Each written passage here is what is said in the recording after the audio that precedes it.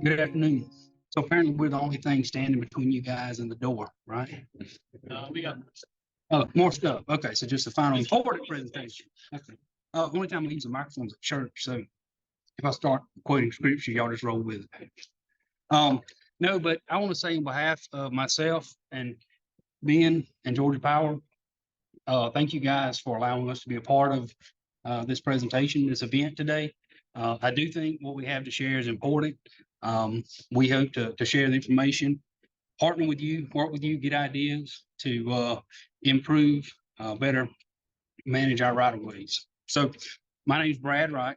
I'm part of transmission right of way. I'll get into that a little bit more later. Been working for Georgia Power about 15 years now, and most of my career has been spent in this department.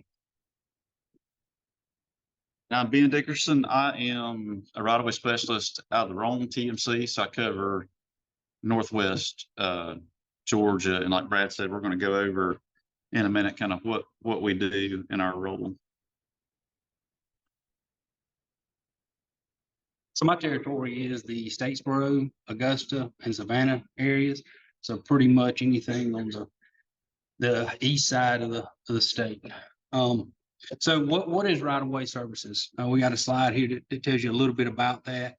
Our job, we're responsible for the management, protection of Georgia Power's transmission-related rights-of-way and fee simple property. This includes activities on transmission line easement areas and on all company-owned property. So that's a pretty fancy definition to say that basically in the state of Georgia, we've got approximately 12,000 miles of transmission lines. And inside of that, you obviously have an easement. Standard easement of ours be about 100 feet wide. I like to tell people a simple definition is my engineers take care of poles and wires, and I'm more or less the real estate guy. So I have from tree line to tree line what happens inside that easement. Inside of that easement, Georgia Power has acquired through the easement the right to construct, operate, and maintain the transmission system.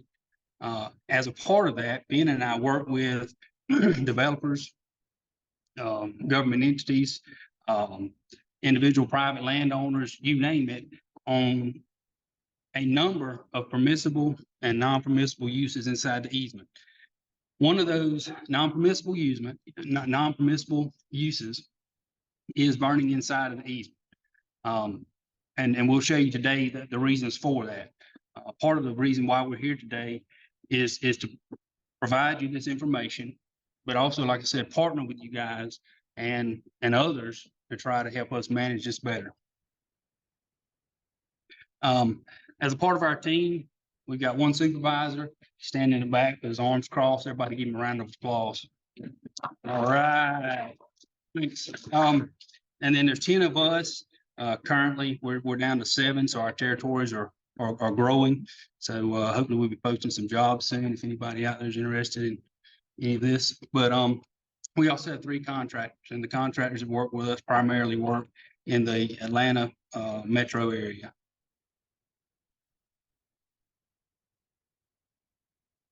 Okay, so I get the fun part of telling y'all why we're here. And also, I think we mentioned some folks earlier. We're going to have time for questions at the end, but this is meant to be interactive. We expect to get some questions. Like Brad said, we're wanting to partner with y'all. This is the group of professionals that can help us get the message out there and we can work with, and y'all can give us ideas and we can discuss it. But before I get to the slide and talk about it, so we manage transmission lines. Like Brad said, we got right around 12,000 miles of transmission lines. So transmission lines are the high voltage bulk power lines. So this isn't the power line that's coming to your house at your household voltage. These are 46,000 volts and up. So 46 kV, 115, 230, and 500 kV. That's basically our bulk power system that takes power from the generating plants, long distances cross country, and then sends them to substations where they're lowered into voltages like we use. So a lot of people call these high lines. These are the big power lines that go long distances cross country. So the reason we're here is there have been multiple instances of prescribed fires causing significant damage to either tower and infrastructure. And we want to talk with y'all about how to prevent those occurrences, and then what we can do going forward to establish some best practices and kind of the ideas that we have, and get some feedback from y'all as well. So this is a pretty good visual of something that happened recently on our right of way. So that is a 46 line on the right and a 115 kV line on the left. And as you see, there is what's left of one of the towers after it collapsed and fell down. And so this one's kind of self-explanatory. So, you know, this is kind of like Where's Waldo. So if you notice what's in the first picture and what's not in the second picture, this is legitimately the same structure, but the one on the left is before the fire, and then the one on the right is after. And I told Brad, it kind of looks like the Wicked Witch of the West and the Wizard of Oz, because you see the number 380, that's the tag on that. So all that's left are the insulators and the tag. The pole is completely gone. The aluminum flashing around the bottom of it and everything else. So it literally caught fire, burned up, and all that's left is the insulators hanging in the air.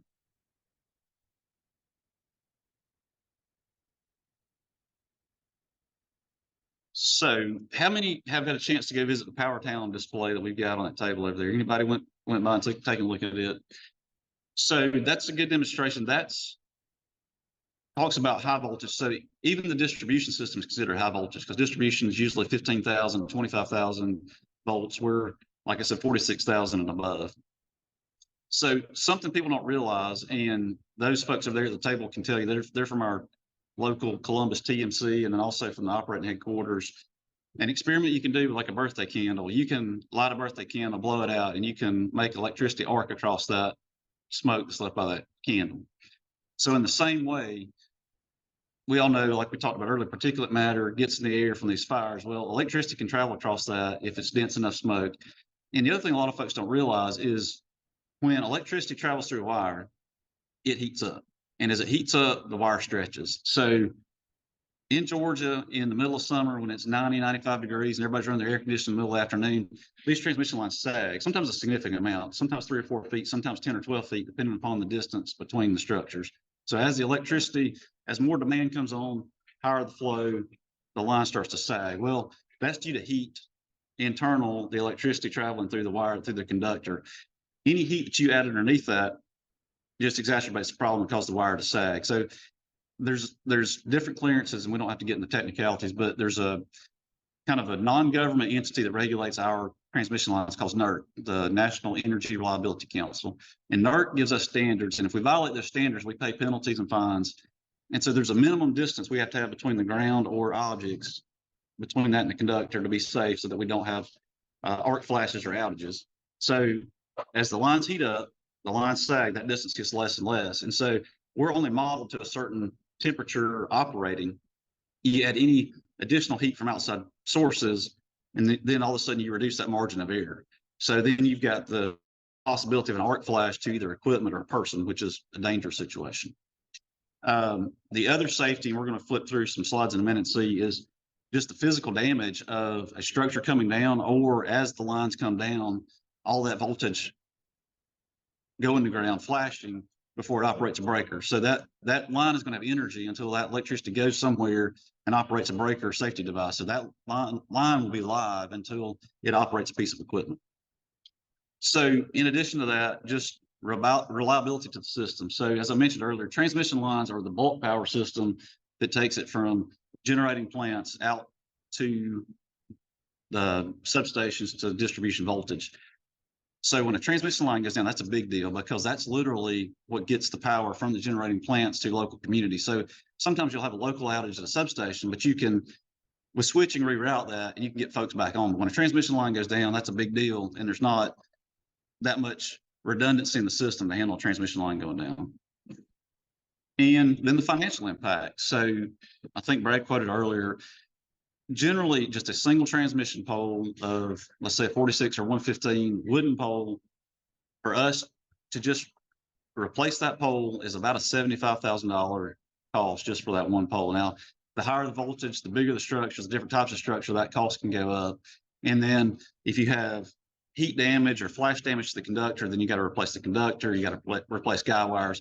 So there's different things that may have to be replaced in addition to just the pole actually falling down. And the damage can be not necessarily visible, just heat damage to a structure or conductor or to a guy wire may not be visible, and it's got to be tested. So here's safety. Obviously, if you were anywhere near this coming down, if you had your truck parked there or you're out there on the right of way, the damage from electrical flash, but also just, I mean, those are big poles. That's basically an I-beam across the top. And that thing, once it got hot enough and burned to the ground, it's going to fall over, and it's a significant safety issue to anyone around. That's right. Yeah. And depending upon the breaker and if it's got a reclosion, that things, it may operate 3 times before it actually the electricity goes out. So it may arc one time and you think, okay, it's done. And it may re-energize a couple of times before it finally actually goes dead. So, and then we talked about reliability. So in this situation, there may not be anybody around, there may not be a hazard to humans, but that line is inoperable until that structure gets replaced. And you see the damage to the one just downstream of it from the falling tower.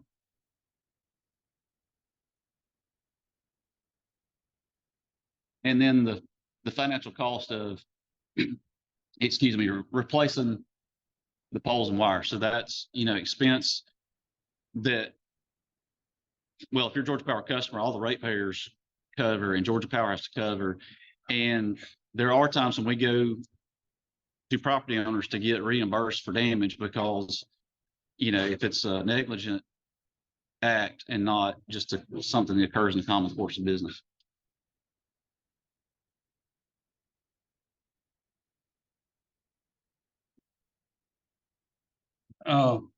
With the pictures being showed you guys there, we're easily looking at over $1 million worth of damage that Georgia Power had to absorb or pass on to customers. So having said that, how many of you guys recognize a piece of that property? I need to know where to send this bill to.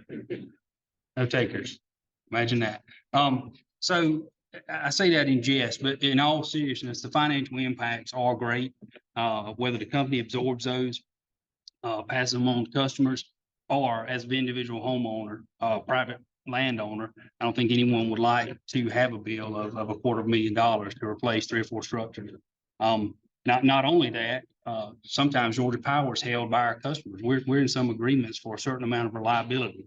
And like Ben said, when you burn down a 46 and a 115 kV line that may be serving an entire community, a major plant, hospitals, nursing homes, you've got some serious issues that arise.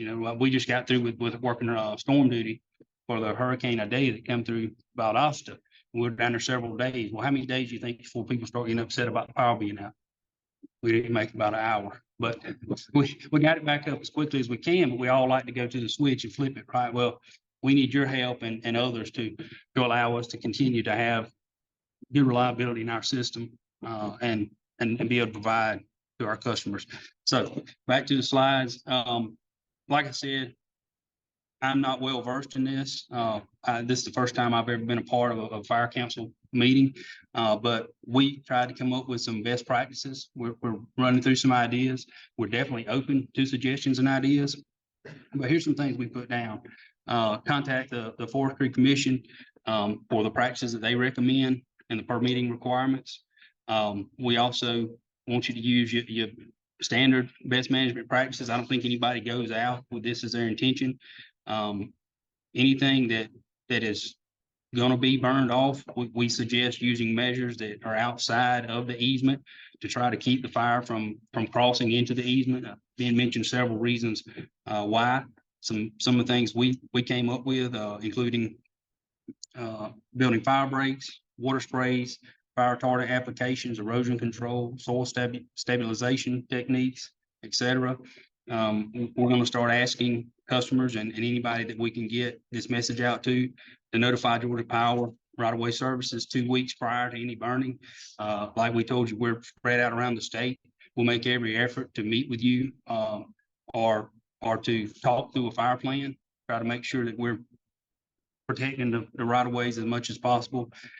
And then we got a side note down there, special attention should be given to protecting easement areas with wooden structures. We all saw how easily, obviously, they catch on fire, but something else to keep in mind is a lot of our 230 system, the 230,000 kV system is built with about 12 anchors around it. 2 or 3 of those anchors or guy wires get compromised and that structure will come down. So yeah, the wood will burn easily, but we've also had instances where the guy wires and anchors can burn and they're much lower to the ground. So anyway. And that's it. So having said that, again, thank you for allowing us the time to come up here and talk with you. This last slide is for ideas, comments, and questions. We'll try to jot down those or try to answer any questions that we can. And then we've passed out brochures that's got most every bit of this information on there. But we've also got the phone numbers here and emails here. So this email is an email box that we have an administrative assistant that's checking it all the time. She can forward that information out to us. And then same thing with the land number. So I know it's almost impossible sometimes to get in touch with people at Georgia Power, but if you reach out by these methods, we can generally get a fairly quickly response to you. So having said that, do we have any questions, comments, concerns? Ben, you come over here, you're much smarter than I am. I'm coming to you.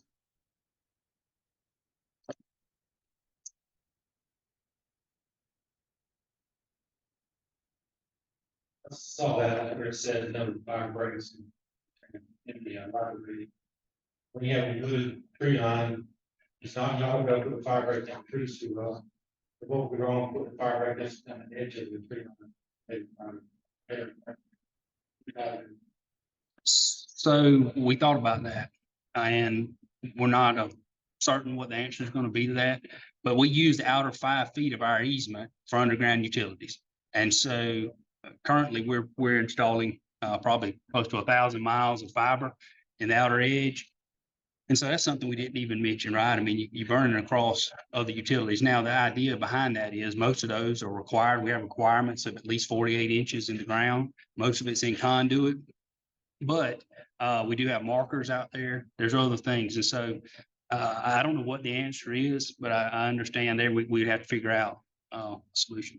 And thank you for the question. I'm gonna add to that a little bit too, because call one of us. Each situation is unique, because to your point, I got the unique opportunity where I've got a 500 line that we actually own and feed, which is kind of unusual, but it goes through Sheffield and Paulding Forest WMA. And there's a particular area there where it's pretty poor soils. There's not a whole lot growing, and our access road is about 12 to 15 feet wide and runs right down the outer edge of the transmission line. So when the folks with the wildlife management came to me and said, "Hey, this is our burn unit. Do you mind if we burn up to that?"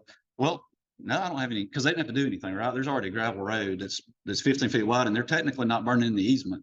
So that's one thing that I think that we want to get the message across today is when you're doing your burn plans, a lot of y'all do it ahead of time. You're doing it in the fall, and then the winter, you're getting ready for springtime burning. If you'll reach out to us, there's going to be questions like that I don't think are going to be a blanket answer, but depending upon the situation, you might be able to work with us. I'd say when you start working on your burn plans, if you know there's going to be a transmission line involved, just call one of us. Other questions?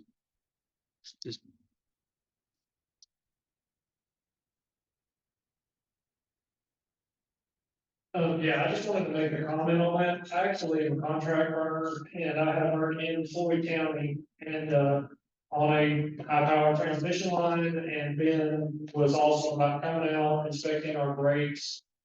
We were able to install brakes in the right of way to protect the infrastructure, and they worked with us to actually allow some burning into the right of way. So I don't know if that's going to continue. I don't want to load you down extra work, but these guys were awesome about facilitating us being able to burn safely in the right of way. So they're not against us. Well, and can I add to that? I didn't know you were here. So, and that's the good thing about being in front of this audience is you came to me, probably a month or two before y'all got ready to do the burn, and we were able to meet on site. And like I said, site specific, we're able to do some things that generally as a blanket, we're not gonna be able to say, but if you can, we can meet on site. Sometimes there's terrain and things that allow us to do that. So I think this is a good audience to talk to is, like I said, when you're doing your planning, get in touch with us as soon as you can. Yeah, you know, and Africanized love grass out there reseeding.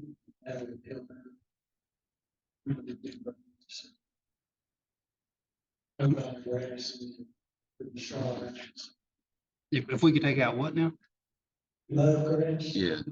So there's been an initiative over the past, and Jim Ozier's here somewhere. So there's an initiative to try to use more native warm season grasses in our grass mix and to get away from some of the invasive. Oh, sorry.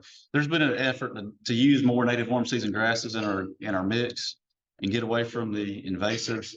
That hasn't taken hold throughout the company, but that's something we've worked on. We've done a few corridors, but that's something that has been noted. We just hadn't message hadn't got out to everybody yet.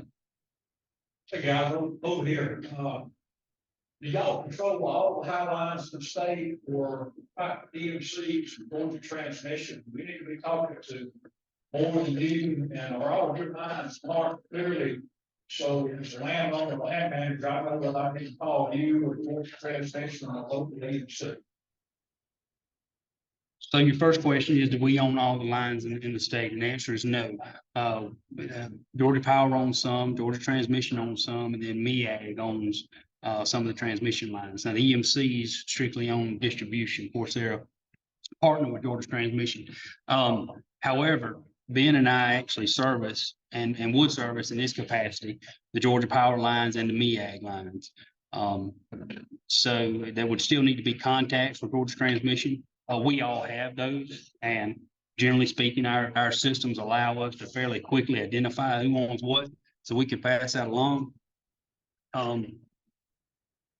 You asked me. So that goes. Well, There was another part to your question, but I missed it. So you do need contact for lines marked. Mark, there you go. Just call you if they're not your line, you would go. That's right. So that there is not always clear marking on those. And Georgia Power may own some lines today that we do not own next year, and vice versa. There's a system in the state where it's based out of percentage, and we have to continue to own a certain percentage of the system.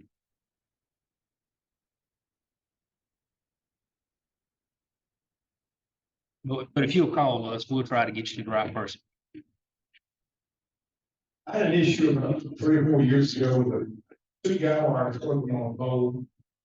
And I called Georgia Power, went through the normal red tape of one of these systems and what's the address? It doesn't have a physical address. It's a field out here. Well, I need the address. So I was like, I got a phone number for you. We have to have an address.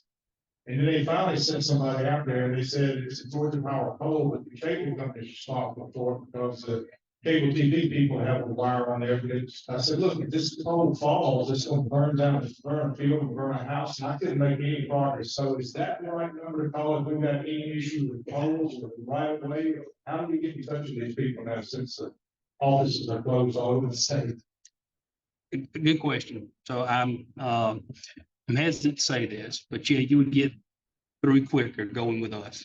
In fact, most people in my area, I get my cell phone to, and I get called for outages. I mean, it's kind of like the go-to person, right? I work for Georgia Power and I'm a customer, so I understand where you're coming from. Now, it sounds like that you were probably dealing with a distribution pole. We don't have a lot of transmission system that has telephone underbill on it, so that would be a whole different group. But if it was a high line transmission structure, then we could help you. Now, having said that, Ben and I don't go out and replace the guide wires.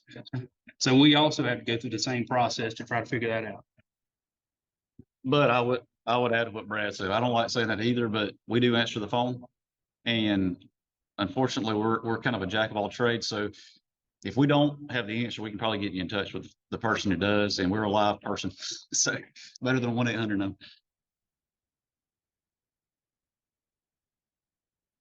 Other questions? I just covered it. I think y'all can do the questions. Thank you. Thank you very